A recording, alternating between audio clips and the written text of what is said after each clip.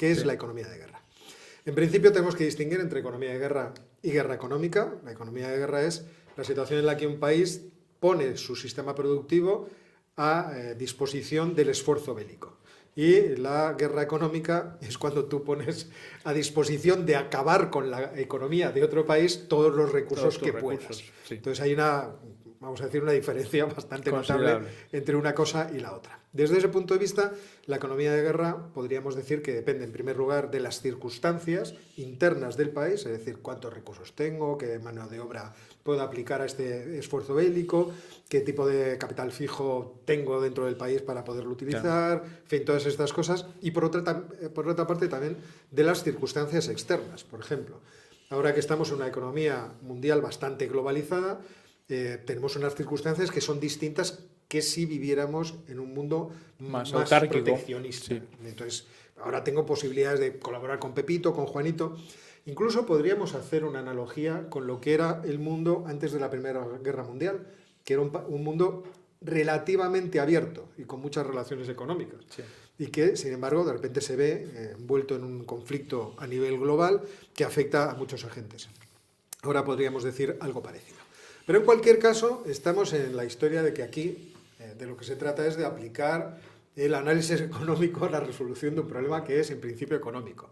Es decir, tenemos aquí a Vladimir Putin, que tiene que decidir cómo ha de gestionar los recursos, los medios de que dispone, con el objetivo de prevalecer, de ganar un conflicto bélico. Entonces tiene que sumar todos los recursos, a ver, tal, y aplicar la racionalidad económica. ¿Cómo voy a utilizar de la forma más eficiente todos estos recursos para conseguir lo que quiero? Y de esto se trata en realidad también si estuviéramos hablando de lo que afirmaba el otro día Macron. Vivimos en una economía de guerra, esto va a durar mucho y tenemos que empezar a prepararnos para ello. Pero es cierto que incluso ese planteamiento es un planteamiento que puede especificar en qué momento del tiempo estamos respecto al conflicto bélico. ¿Estoy antes del conflicto bélico? ¿Estoy en el conflicto bélico? ¿O estoy después del conflicto bélico? Entonces, antes del conflicto bélico estamos en la situación de lo que decía Ángel el otro día en un programa que hicimos, ¿cañones o mantequilla? Sí. ¿Cómo tenemos que repartir cañones y mantequilla? ¿Qué tipos de recursos tengo que dirigir al esfuerzo de guerra? ¿Cómo tengo que organizar mi economía para cuando llegue la guerra estar preparado para que los problemas económicos no hagan que mi esfuerzo perezca? Sí. Y luego ya cuando esté dentro del conflicto, entonces ya sé que ni cañones ni mantequilla, todo cañones. La mantequilla, si se puede encontrar, pues ya verá usted, pero entonces, ¿cómo puedo organizar la economía sabiendo que se van a producir una serie de distorsiones que van a afectar, por ejemplo, al nivel de consumo, al nivel de inversión, y también va a afectar a las propias dotaciones de bienes de capital, tanto físico como humano? Me van a matar a la gente, me van a romper los puentes, me van a disparar a los barcos. Entonces, todas esas cosas son las factorías, todas esas cosas son importantes saberlo. Entonces, solamente la idea de que la guerra es una actividad industrial, que yo creo que es algo que no insistimos bastante en ello. La guerra es una actividad industrial en la cual yo tengo que redirigir y, por lo tanto, que va a absorber muchos recursos humanos, materiales y de capital fijo, cómo tengo que organizarla de la forma que sea más eficiente posible. Y entonces, claro, la pregunta relevante es ¿cuántos recursos se van a consumir en el esfuerzo bélico? ¿A qué ritmo se van a consumir? ¿Y cómo pueden ser sustituidos y a qué tasa? ¿De qué forma me tengo que plantear este problema? Porque en la guerra sé que recursos se van a absorber, pero también se van a destruir. Y además se van a destruir a una tasa determinada dependiendo de lo que haga el enemigo. Ahí tengo que proyectarme y decir, oye, ¿cómo puedo empatar y superar el esfuerzo en caso de que a mí me destruyan a tal tasa? ¿Cómo puedo reponer a tal tasa? ¿Con quién puedo contar para poder reponer a tal tasa? Y ahí tenemos algunas obras. Ángel me ha mandado un libro de Horst Mendelhausen, muy interesante. Yo he encontrado que previamente, en el contexto de la Primera Guerra Mundial, Pigou, que se ve que no sabía más que escribir de todo, impuestos, crecimiento, el Pigou que le daba todo, también escribió un libro sobre la economía de guerra. Hablando, que es el que cita Mendelhausen. Claro, hablando de todo tipo de cosas. Entonces, claro, aquí la economía de guerra se definiría como el estudio de los métodos y los medios por los cuales tengo yo que ocupar la economía en tiempo de guerra para realizar el fin de la guerra, pero también tiene que tener en cuenta cómo voy a deshacer todo ese camino cuando la guerra se termine. Porque esto es también una cuestión importante, cómo redirijo luego todos los recursos para decir, bueno, esto ya se ha acabado, ¿hacia dónde vamos? Entonces, claro, la carga de la guerra, el esfuerzo social que hay que hacer para preparar la guerra, llevarla a cabo y luego reparar la devastación, hace referencia al incremento del esfuerzo productivo dirigido a la guerra, lógicamente. En principio, esto puede, en términos económicos, podría tener efectos, entre comillas, positivos. Le pasa a Rusia ahora. El desempleo involuntario desaparece, véase lo que ha pasado en Rusia. De repente no hay desempleo. Todo el mundo está aplicado generalmente. Tiene trabajo. Tiene trabajo. Tiene un trabajo muy arriesgado, además. Que te puedes retirar del mercado de trabajo fácilmente. Entonces, claro, porque hay muchas actividades que son arriesgadas a ambos lados, en el frente y detrás. En el frente, porque tienes todas las papeletas de que te caiga algo encima y te mate. Y en retaguardia, porque sabes que es un objetivo del enemigo para evitar precisamente... Sí, te puede llegar, sí. Estás en una refinería donde sea 1.250 kilómetros del frente y de repente te cae un dron. Este tipo de cosas. Luego sabes que se va a producir un recorte del consumo individual muy agresivo, porque como se redirigen todos los esfuerzos, una importante cantidad de esfuerzos al esfuerzo bélico, la gente no va a poder consumir tanto como antes.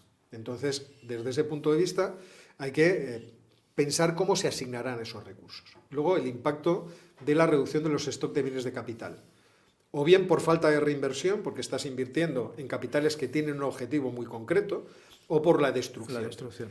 Y luego hay que tener en cuenta que cuando vuelvas a la vida civil, es decir, cuando el conflicto haya terminado, casi todos los bienes de capital que hayas acumulado, es decir, la maquinaria, las industrias, los vehículos, los tanques, servirán de poco. No te van a servir. A menos, bueno, que hagan como hacían al principio de la guerra los granjeros ucranianos, que se llevaban los tanques para achatarrarlos, o para, en algunos casos, o está como el caso tractores. de los japoneses, porque la marca Toyota empezó siendo una empresa que se dedicaba a producir vehículos para la guerra, jeeps, etcétera, etcétera, y cuando se acabó la guerra, el propietario dijo, pues con esto que tenemos aquí, con esta línea de producción, vamos a producir vehículos industriales, vehículos para el consumo, etcétera, etcétera. Pasó lo mismo con Fiat, que fabricaba aviones para combate y se reconvirtió rápidamente al automóvil, y pasó con Vespa también, que utilizaba motores de cazas ligeros. O sea que todo eso se reconvierte, pero es lo que dice Óscar. Tiene que pasar un periodo de recesión y no ha habido posguerra que no haya tenido su recesión. Y esto es una cosa de la que tienen que ser conscientes los que están ahí metidos en la ideación de lo que va a pasar. Perdona, aquí introduce una postilla. Una cosa que es importante tener en cuenta es que esto cambia la naturaleza de la economía. Estamos acostumbrados a una economía en la que predomina el libre mercado. Las asignaciones en las cuales los agentes intentan maximizar su utilidad, las empresas intentan producir aquello que piensan que van a vender con más beneficios. Cada uno de nosotros, como agentes económicos, intentamos trabajar en aquellas profesiones que tienen más salida, etcétera, etcétera. Eso, en una economía de guerra, pasa a ser en gran medida una economía planificada. Y incluso conceptualmente, ojo, Socialismo, que además era el punto siguiente que yo iba a tratar. Pues socialismo de guerra, ¿no? Claro, porque tú fíjate, es precisamente lo que dice Jorge. En tiempos de paz, cada agente debe ser libre para determinar cómo y qué tiene que producir. Y está muy bien y procede. En tiempo de guerra, el qué está muy claro. El cómo podríamos discutirlo, pero hay una gran medida del cómo que tiene que estar atada a esa producción. Porque yo tengo que hacer recuento de cuántos recursos tengo y cómo los puedo aplicar. Es verdad que en una democracia la forma de plantearlo en principio puede ser a través de incentivos. Oiga, sobre todo antes del conflicto. Antes del conflicto yo puedo, a través de subvenciones, actividades, incentivar que ustedes vayan produciendo y sobre todo que sean capaces de producir a un ritmo elevado. Yo el otro día contaba, no me acuerdo en qué vídeo, que los chinos son capaces de producir 230 veces más buques de guerra que los Estados Unidos. Pero es que son capaces de fabricar municiones y sistemas de armamento 6 veces más rápido. Entonces no solamente la cantidad, sino también el ritmo. Sí, el ritmo es fundamental. Claro. Y entonces, un desgaste. Ahí el asunto es que ciertas cosas sí lo puedes hacerlo con incentivos, pero cuando ya estás metido de hocico, realmente el autócrata... las libertades se recortan. Que el gobierno democrático también va a ejercer. Seguro. Voy a dar, claro, poderes excepcionales y voy a ir porque además no solamente tienes que movilizar recursos, sino personas. Y vas a movilizar personas en 2 direcciones distintas. Este que antes hacía no sé qué va a hacer obuses. como hacía mi tío Pepe. Mi tío Pepe, que era menor de edad en la Guerra Civil Española, se ganaba la vida mientras estudiaba para ser marino mercante haciendo obuses en Santander. Y le pagaban un extra si lograba hacer más obuses por hora. Claro. Y por otra parte, te movilizan al frente, que es otra forma de trabajo. Lo que pasa que, como sabemos, especialmente arriesgado. Entonces, en el asunto, por ejemplo, del planteamiento europeo, aquí, ¿qué es lo que va a cambiar porque estamos antes de la guerra? Pues esto que antes decíamos de los cañones y la mantequilla. Es decir, hacia dónde van a ir las prioridades presupuestarias. Entonces, uno se fija en el presupuesto español y ves ahí que las pensiones absorben casi todo, transferencias a otras administraciones públicas, pero España es un país que está descentralizado administrativamente, deuda pública, y la defensa está ahí pequeñita. Bueno, pues si nos viéramos metidos en las dinámicas de la Comisión Europea, pues lo lógico es que esa partida tendería a subir. ¿Qué reacción tendría esto en los paisanos, es decir, en el ciudadano medio? En los agentes. Yo estimo que en el caso de la Unión Europea, la opinión de que ese gasto tiene que concentrarse o desviarse, y por lo tanto hacer la elección de menos mantequilla y más cañones, crece a medida que nos acercamos a la frontera ucraniana. Claro. Entonces, solamente tengo un caso que es el de los alemanes. ¿Qué dicen los alemanes en una encuesta? Dice, ¿usted a cuánto dedicaría el gasto?